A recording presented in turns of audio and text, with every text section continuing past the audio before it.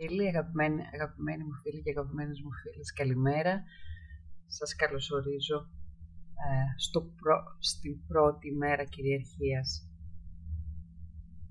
του Μεγάλου Θεού Άρη, η οποία είναι συνύπαρξη πάντα μία μέρα του μήνα, η 21η του μήνα είναι η συνύπαρξη του Θεού που απέρχεται με τον Θεό που έρχεται. Η Θεά Εστία λοιπόν απέρχεται, η πρώτη θεά του κύκλου, του ελευσινίου κύκλου, όπως μας τον παραδίδει ο Μέγας Δάσκαλος Σπυρίδωνας Νάγος. Η Θεά Εστία λοιπόν σήμερα μας αποχαιρετά και το βιντεάκι αυτό είναι αφιερωμένο στη Θεά Εστία. Ξεκινάμε να πούμε δύο πράγματα, γιατί το γνωρίζετε όλοι τον σπουδαίο μύθο του σπηλαίου του Πλάτωνα από το 7ο βιβλίο της Πολιτείας, όπου μέσα στο βιβλίο αυτό ο Σωκράτης περιγράφει κάποιους ανθρώπους, ένα σύνολο ανθρώπων που περνούν όλη τους τη ζωή αλυσοδεμένοι στον τοίχο μιας σπηλιάς, αντικρίζοντας από τη μια μεριά είναι ο τοίχος στον οποίο είναι δεμένοι και απέναντί τους ένας κενός τοίχος. Οι άνθρωποι βλέπουν μπροστά τους, καθώς είναι αλυσοδεμένοι και δεν μπορούν να κινηθούν αριστερά-δεξιά, βλέπουν μπροστά τους κάποιες σκιές, σαν να πέφτει από πίσω τους μια οθόνη η οποία ρίχνει εικόνες στον τοίχο απέναντι. Στην πραγματικότητα υπάρχει μια φωτιά μπροστά από την οποία περνούν αυτές οι εικόνες και σχηματίζουν τις σκιές στον τοίχο. Οι σκιές αυτές είναι η πραγματικότητα για τους αλυσοδεμένους ανθρώπους, η μία και μοναδική πραγματικότητα την οποία γνωρίζουν.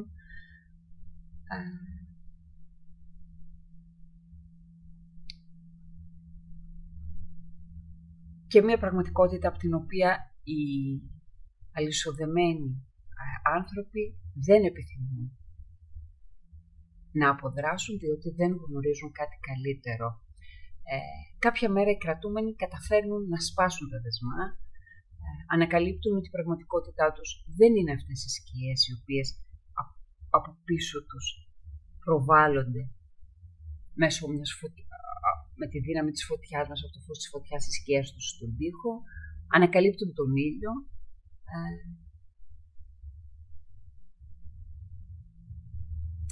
αντιλαμβάνονται ότι οι σκιές στον τοίχο είναι αποτέλεσμα δημιουργίας εντυπώσεων, τις οποίες προκάλεσαν οι αισθήσεις των ανθρώπων, οι αισθήσεις μας, η όραση, η ακοή, όλες αυτές οι αισθήσεις είναι απατηλές και φτιάχνουν αυτές τις σκιές στους τοίχους, παρότι γνωρίζουν πια ότι υπάρχει μια λανθασμένη προβολή στον τοίχο, ότι δεν είναι η πραγματικότητα αυτή, οι άνθρωποι αυτοί αρνούνται να ξεφύγουν από τα φαινόμενα, από την φαινομενική αυτή κατάσταση την οποία θεωρούν ως πραγματικότητα, δεν μπορούν να απελευθερωθούν από τις αλυσίδες τους.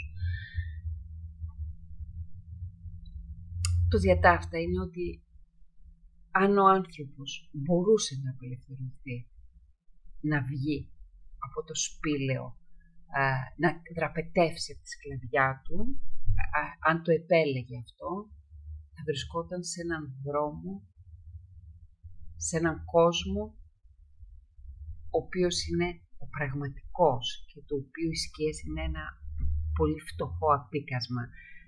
Θα βρισκόταν σε μια πραγματικότητα ανώτερη από αυτή που γνώριζε πάντα. Αυτά με δύο λόγια είναι τα σχετικά με τον μύθο του σπηλαίου. Σας τον λέω για να σας τον υπενθυμίσω, γιατί είμαι σίγουρη ότι τον γνωρίζετε, τον μύθο του σπηλαίου του Πλάτωνα.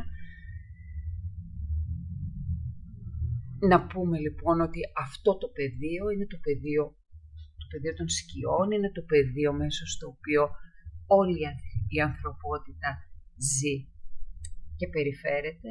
Όλοι μας μέσα σε αυτό το πεδίο των σκιών περιφερόμαστε. όταν ο μύθος λέγει ότι ο Διόνυσος διαμελίζεται, το παιδί Διόνυσος διαμελίζεται από τους Τιτάνες, καθώς παγιδεύεται μέσα στη σαγίνη του ειδόλου του, στην επιφάνεια ενός καθρέφτη. Στην πραγματικότητα έχουμε την αρχή της κατάβασης σε αυτό το σπήλαιο, έχουμε την ώρα που η ψυχή, η συμπαντική ψυχή μερίζεται στις επιμέρους ψυχές, γίνεται ένας μαγνήτης το πεδίο, το γήινο για τον καθένα από εμάς, και η ψυχή κατεβαίνει στην παγίδα του καθρέφτη, σε αυτό το απατηλό παιχνίδι που την τραβάει την ψυχή στο δρόμο της κατάβασης στον Άδη, στον κόσμο του Άδη, στο πεδίο των αισθητών, στο πεδίο που ζούμε οι άνθρωποι. Τον ίδιο ακριβώς ιστορία βλέπουμε με τον Νάρκισσο. Τα είπαμε για όσους έχετε παρακολουθήσει και το εργαστήριό μας στην Ακαδημία, στην Ακαδέμια Ελίας Χίζας. Έχουμε μιλήσει για το μύθο του Νάρκισσου. Το ίδιο ακριβώς και ο Νάρκισσος ερωτεύεται το είδωλό του μέσα στο νερό και πέφτει και χάνεται. Τον τραβάει το είδωλό του και πνίγεται μέσα στο νερό. Είναι το πεδίο της ενσάρκωσης, με λίγα λόγια. Αυτό είναι ο ίδιος Νάρκισσος, τον οποίο σκύβει να μυρίσει η Περσεφόνη και ανοίγει το χάσμα και την καταπίνουν τα έγκατα. Έρχεται ο Άδης, ο Πλούτονας και την αρπάζει την Περσεφόνη ψυχή. Είναι η ψυχή μας λοιπόν, η οποία κατεβαίνει από ένα πεδίο το οποίο μας λέγει ο Πλάτωνος ότι είναι ένας θαυμάσιος άλλος τόπος ελευθερίας, όπου ο ήλιος λάμπει. Η ψυχή, η ανθρώπινη, κατεβαίνει στο πεδίο του Άδη, σε αυτό το πεδίο, σε αυτό τον κόσμο στον οποίο ζούμε.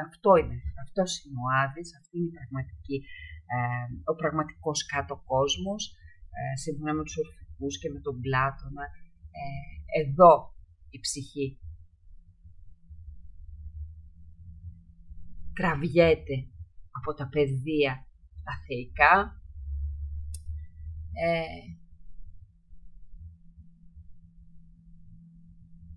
και ας δούμε λίγα πράγματα για το πεδίο αυτό.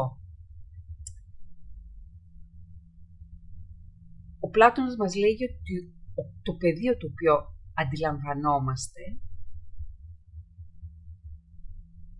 δεν είναι το αληθινό, ότι ο πραγματικός κόσμος είναι ένας κόσμος, ο αληθινός κόσμος, εκεί από όπου μεριζόμαστε και κατεβαίνουμε κοιτάζοντας τον καθρέφτη του Διονύσου, δεν είναι αυτός ο κόσμος ο πραγματικός,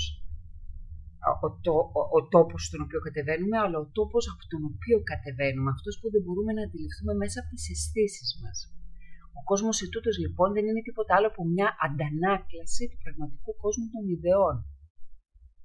Ενός κόσμου ο οποίος δεν είναι ορατός, δεν είναι αντιληπτός από τις περιορισμένες αισθήσεις μας.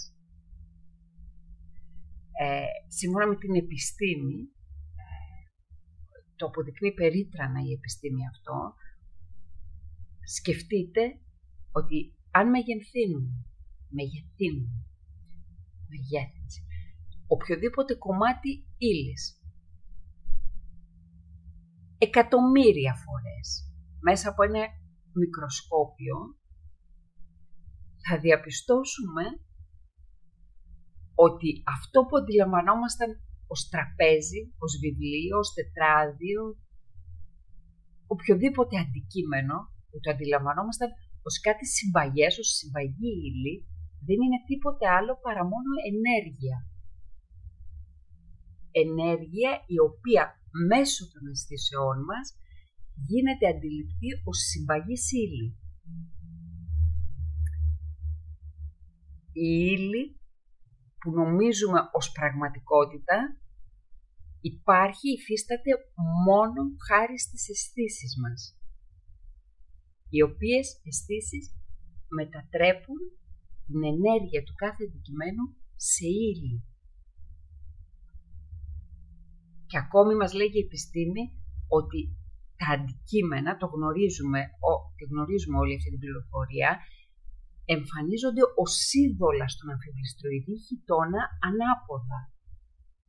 Θα δούμε λοιπόν, βλέπουμε κάθε στιγμή αντιλαμβανόμαστε οποιοδήποτε αντικείμενο αντεστραμμένο προς τα κάτω. Τον πίνακα πίσω μου, κανονικά το μάτι μας τον αντιλαμβάνεται στραμμένο ανάποδα. Όμως ο εγκέφαλός μας είναι έτσι δομημένος, ώστε το αντικείμενο να το βλέπουμε όπως είναι στην πραγματικότητά του. Τι συμβαίνει εδώ? Το μάτι μας δεν βλέπει αυτό που είναι το πραγματικό του ερέθισμα, αλλά εκείνο που του δίνει διαταγή ο εγκέφαλος για να δει.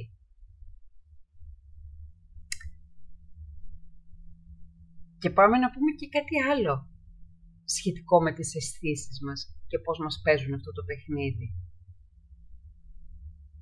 Γνωρίζετε ότι τα χρώματα δεν υπάρχουν. Τα χρώματα τα οποία βλέπουμε στην πραγματικότητα δεν υπάρχουν. Δημιουργούνται στον εγκέφαλό μας. Αυτό το οποίο αντιλαμβανόμαστε μέσω των αισθήσεων είναι η ποσότητα του ήλιου που φτάνει στο μάτι μας αντανακλώμενα από τα διάφορα αντικείμενα που μας περιβάλλουν. Τα χρώματα υπάρχουν μόνο χάρη στις αισθήσεις μας. Και ένα ακόμη παράδειγμα, το παράδειγμα της συναισθησίας. Υπάρχει ένα ποσοστό ανθρώπων οι οποίοι ακούνε τα χρώματα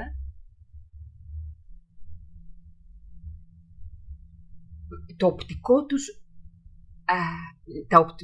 τους νεύρο είναι συνδεδεμένο με την ακοή, ακούνε τα χρώματα ή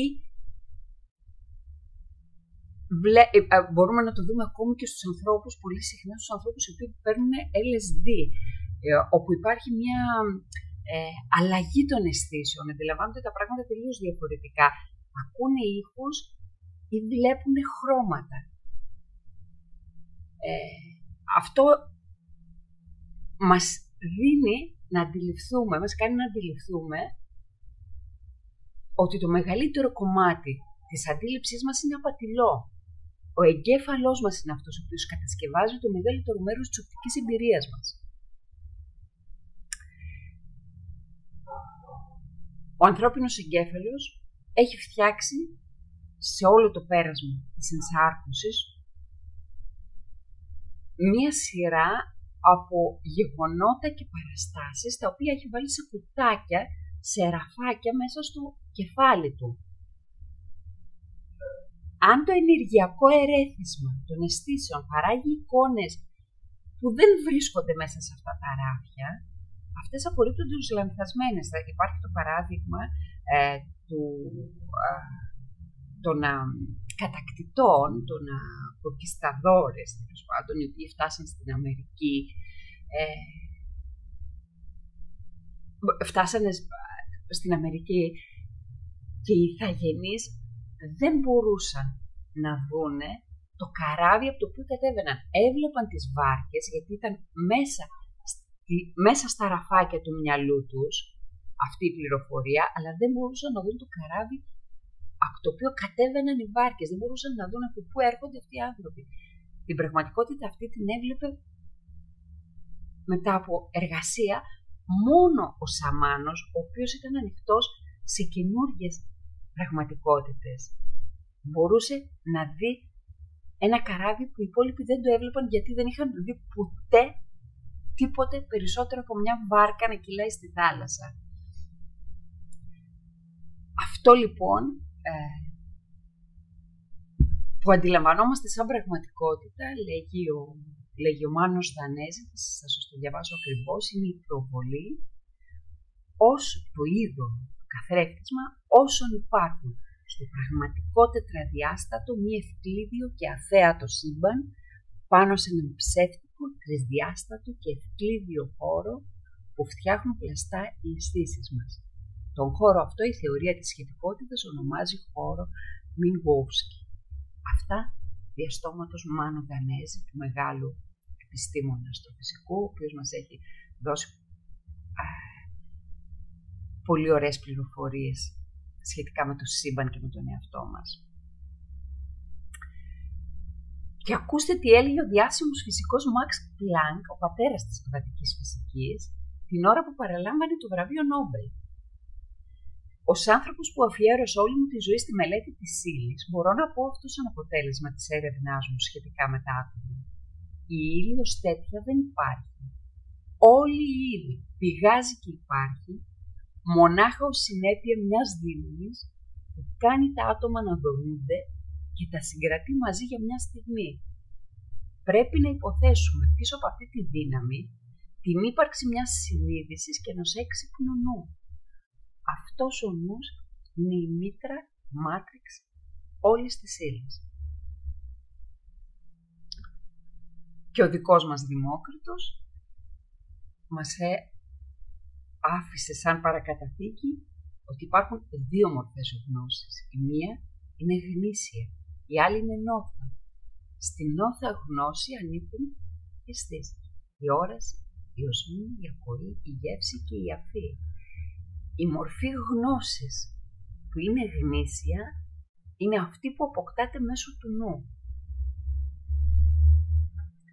Έχουμε λοιπόν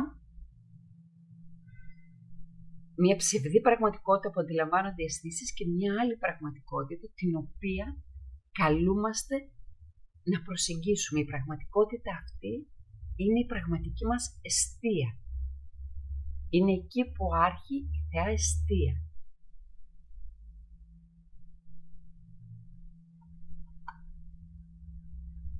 Καλούμαστε να φύγουμε από μια επίμονη ψευδαίσθηση, όπως χαρακτηρίζει ο Αϊνστάιν σταθερή και επίμονη ψευδαίσθηση, τη διάκριση μεταξύ παρελθόντος, παρόντος και μέλλοντος, και να έρθουμε στον πραγματικό κόσμο της εστίας.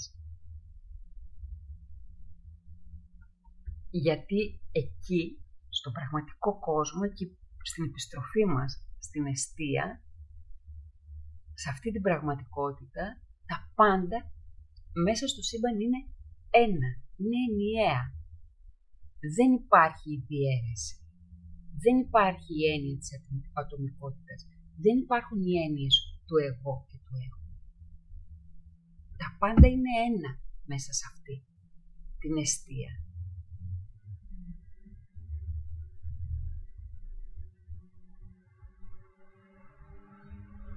Το εγώ είναι ένα υποκατάστατο του εαυτού μας όταν είμαστε μακριά από την εστία, όταν βρισκόμαστε σε ύπνωση, όταν βρισκόμαστε σε αυτό εδώ το πεδίο που το νομίζουμε ως πραγματικό.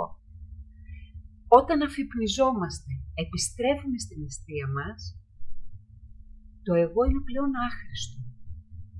Εκεί, στην εστία, βρισκόμαστε στο εμείς. Εκεί που τα πάντα είναι ένα. Και έρχομαι να σας ρωτήσω τι πιστεύετε ότι είναι αυτό που μας κρατάει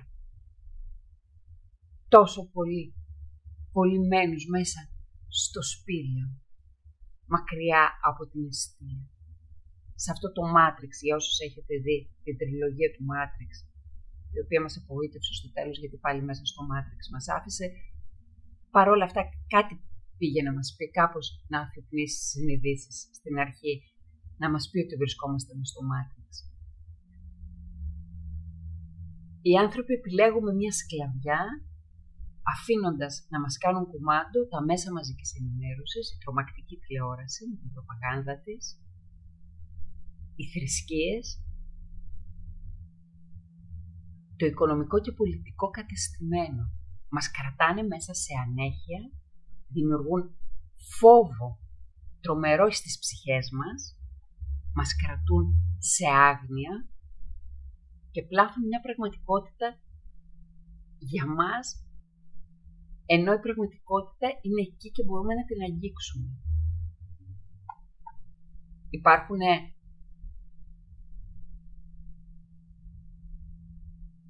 μέσα στις σκιές του κόσμου που ζούμε, στις σκιές του Matrix, υπάρχουν οι δεσμοφύλακες και υπάρχουν και οι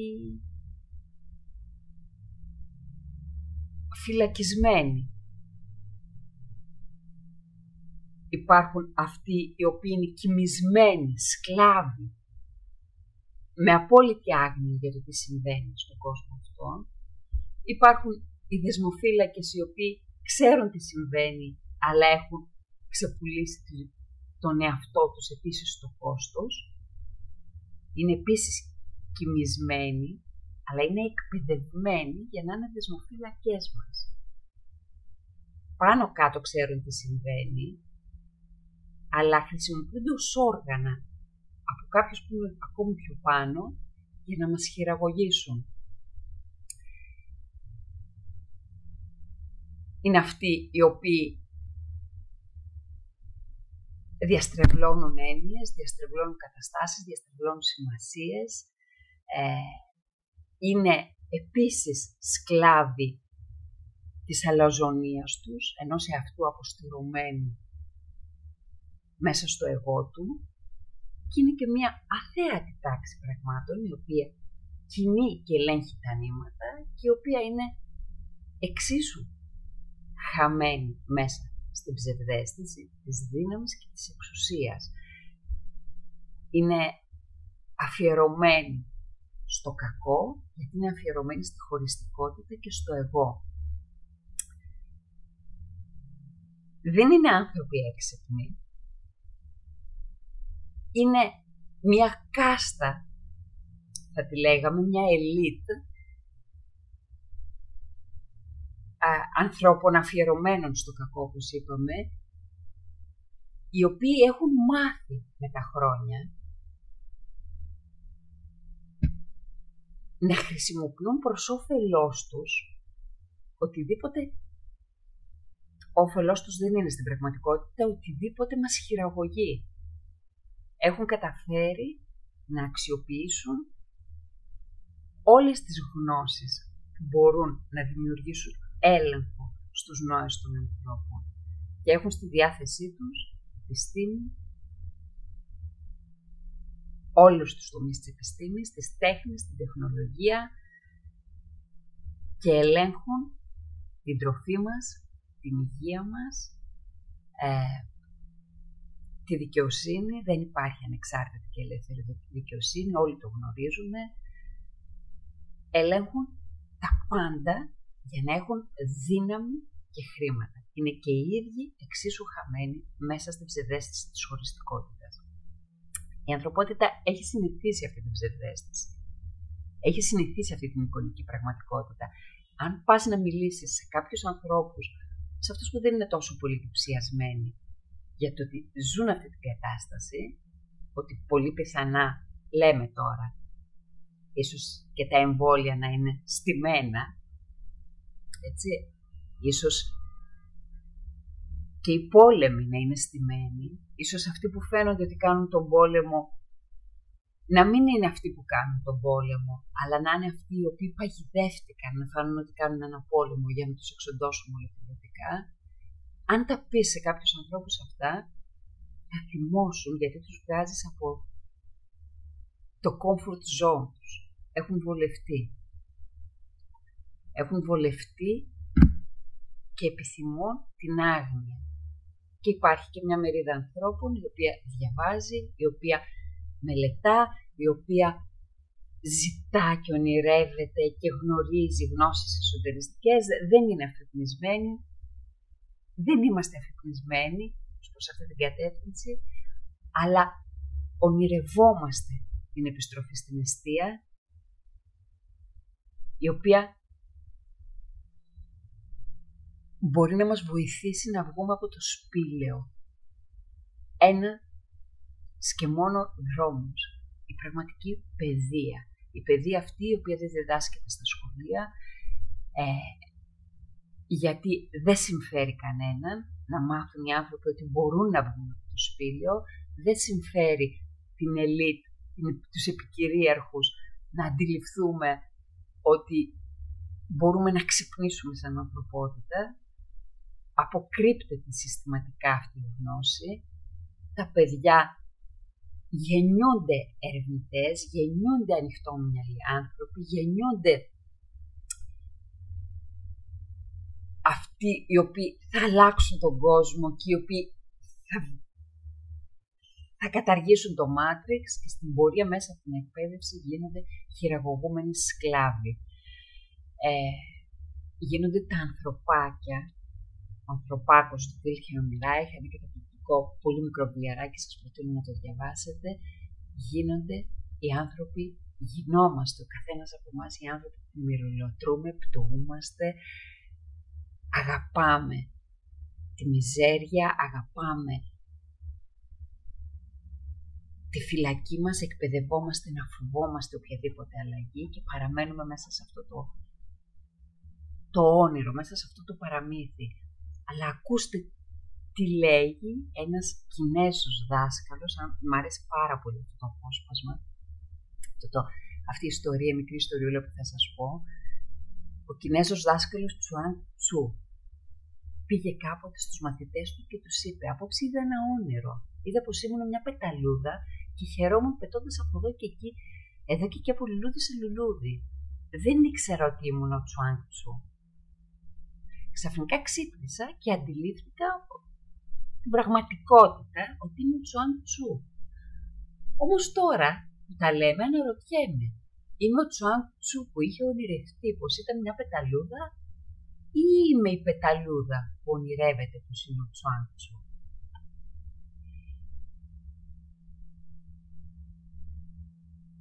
Το να βρισκόμαστε λοιπόν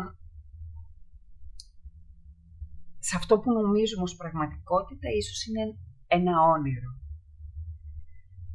Όχι απαραίτητα κακό, είναι μια μεγάλη εκπαίδευση που ήρθε να πάρει η ψυχή μας. Δεν υπάρχει τίποτε κακό μέσα στη θεϊκή συμβαντική αγάπη.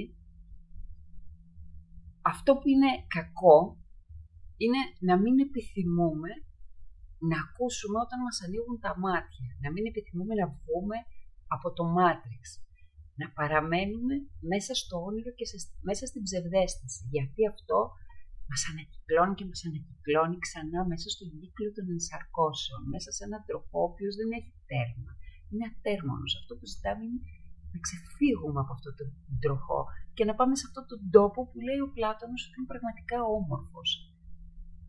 Και ο δρόμος είναι μέσα από τη φιλοσοφία, για μένα, μέσα από την ελληνική φιλοσοφία. Ο καθένας διαλέγει το δρόμο που θα πάρει. Για μένα αυτός ο δρόμος είναι ο πιο μαγικός, ο δρόμος της ελληνικής φιλοσοφίας και ο δρόμος του διαλογισμού, το δίπολο φιλοσοφία-διαλογισμός. Πολύ περισσότερα πράγματα μπορείτε να μάθετε για την εστία στο link που θα δείτε, που βρίσκεται μέσα στο βιντεάκι. Μπορείτε να παρακολουθήσετε το μάθημά μας, το εργαστήριό μας για τη θεά εστία και να παρακολουθήσετε τους διαλογισμούς και την εργασία με το αρχέτυπο της θεάς εστίας. Σας καλώ να κάνετε αυτή την εργασία. Υπάρχει ένας 12μηνος κύκλος απελευθέρωσης δοσμένος από μεγάλους δασκάλους, ο δρόμος των θεών, ο δρόμος της απελευθέρωσης από τον δρόμο του Matrix. Δεν μπορούμε να περιμένουμε την αφύπνιση να συμβεί μέσω της εξέλιξης. Δεν συμβαίνει αυτό. Πρέπει να βάλουμε το χεράκι μας, όπως συνέβαινε μέσα στα μυστήρια. Οι άνθρωποι είχαν μια αρχική όθηση και τα μυστήρια τους εκτοξεύανε.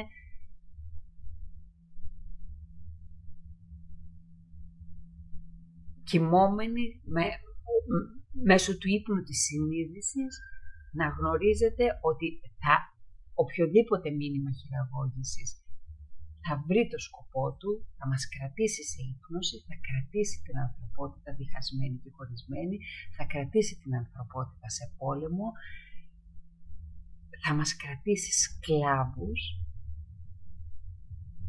Και το μόνο που σας λέω ότι είναι εφικτό να αφυπνίσουμε τη συνείδησή μας, να αποταυτιστούμε από την ψευδαίσθηση όσων διαδραματίζονται γύρω μας και να βιώσουμε τα πάντα σε μια ουδέτερη κατάσταση ως παρατηρητές. Το ταξίδι, όπως θα δείτε και όσοι παρακολουθήσετε και τον διαλογισμό, είναι η αποτάφτιση. Υπάρχει ένας πολύ δυναμικός διαλογισμός που θα δείτε μέσα στην Ακαδέμια. Η αποτάφτιση από οποιοδήποτε γεγονός, η αντιμετώπιση της ζωής με μια δυναμική εσωτερική στάση, όπου ο νους κάνει το κουμάντο και όχι τα συναισθήματα και οι σκέψεις, αυτοπαρατήρηση, συνεχής αυτοπαρατήρηση, η οποία μπορεί να μην είναι εύκολη στην αρχή, αλλά αυτή η διαδρομή κάθε μέρα γίνεται και λίγο πιο εύκολη. Σας διαβεβαιώ ότι είναι πολύ πιο εύκολο να εξασκήσουμε την αυτοπαρατήρηση σε εγρήγορση από το να είμαστε χωμένοι μέσα στο Matrix, μέσα σε όλη αυτή την ψευδαίσθηση χωριστικότητας, μίσους, πολέμων, την οποία επιτρέπουμε να βιώνουμε. Ένα είναι το σημείο κλειδί, να παρατηρούμε τις σκέψεις μας, να παραμένουμε σε εσωτερική σιωπή, να παρατηρούμε τις σκέψεις μας, όχι ακολουθώντας τις.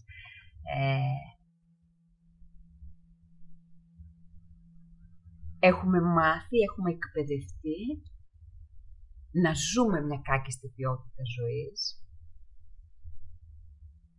να είμαστε κοιμισμένοι, να μην είμαστε περήφανοι και αξιοπρεπείς, και αυτό γιατί έχει εκπαιδευτεί το μυαλό μας, ο νους μας,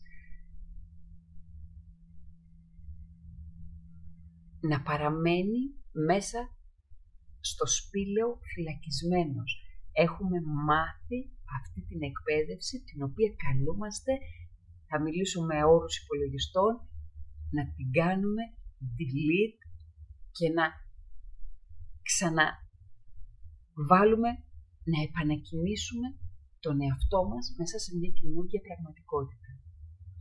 Δεν είναι η μοίρα η οποία μας καθοδηγεί, δεν υπάρχει καμιά μοίρα, κανένα πεπρωμένο, παρά μόνο αυτό που εμείς επιλέγουμε. Στις ενσαρκώσεις μας ζούμε αυτό που εμείς επιλέγουμε. Σας θυμίζω ο Καρλ Γιούγκ, μέχρι να κάνεις το ασυνείδητο συνειδητό, αυτό θα κατευθύνει τη ζωή σου και εσύ θα το ονομάζεις μοίρα.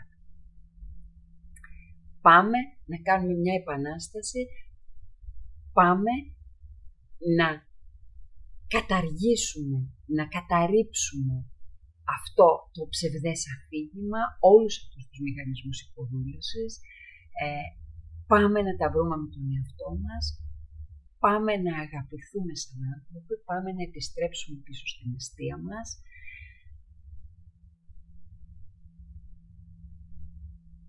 Πάμε να αφυπνιστούμε μέσα στον ήλιο που βρίσκεται έξω από το σπήλαιο.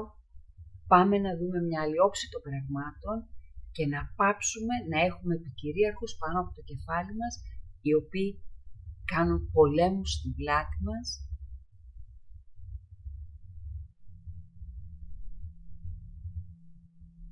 Μιας και λέμε για πολέμους, να πούμε ότι όντως η ανθρωπότητα αφυπνίζεται.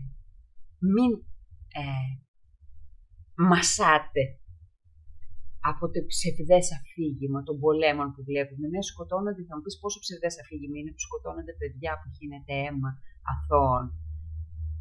Είναι ψευδές αυτό το αφήγημα. Αυτός ο πόλεμος ήρθε να είναι και πιστεύω ότι είναι ο τελευταίος πόλεμος τον οποίο βιώνει η ανθρωπότητα, γιατί Οι άνθρωποι πραγματικά αφυπνιζόμαστε μέσα στην εστία μας. Μέσα βρισκόμαστε σε μια συνειδησιακή εγρήγορση. Και όσο πιο γρήγορα το αντιληφθούμε ως άνθρωποι, ως Έλληνες, τόσο πιο γρήγορα θα απελευθερώσουμε και την πατρίδα μας. Θα πάψουμε να ζούμε ψήγματα, στιγμές χαράς και θα είμαστε μέσα στην ευδαιμονία. Η εστία, η επιστροφή στην εστία είναι ευδαιμονία. Ο διαλογισμός και η ενασχόληση με την ελληνική φιλοσοφία μας απελευθερώνουν από το Μάτριξ. Σας καλώ να κάνουμε αυτή τη διαδρομή. Κανείς δεν μπορεί να επιβάλλει έναν πόλεμο, κανείς δεν μπορεί να επιβάλλει ένα εμβόλιο, κανείς δεν μπορεί να επιβάλλει μια ασθένεια φτιαγμένη στα εργαστήρια, σε έναν λαό που ζει στην πραγματικότητα, που ζει στην αλήθεια του. Αυτός ο λαός, αυτός ο άνθρωπος και ο λαός κατ' επέκταση κρίνει, αναλύει, επιλέγει, αποφασίζει και δρά σε κατάσταση συνειδησιακής εγρήγορσης. Δρά στο τώρα. Σας καλώ να μάθουμε να ζούμε τη στιγμή και αυτή είναι η μεγαλύτερη επανάσταση που μπορούμε να κάνουμε μέσα σε ένα βρώμικο σύστημα το οποίο έχουμε αφήσει και μας ελέγχει. Χωρίς να μας παρασύρουν φαντασιώσεις, συναισθήματα, ερμηνείες του νου, καμία σκέψη, κανένα συναίσθημα, τίποτε. Ερχόμαστε μέσα στην πραγματικότητα. Πετάμε τις τηλεοράσεις, κλείνουμε οριστικά και για πάντα τις τηλεοράσεις και αφήνουμε απ' έξω το αφήγημα του συστήματος για το ποια είναι η πραγματικότητα.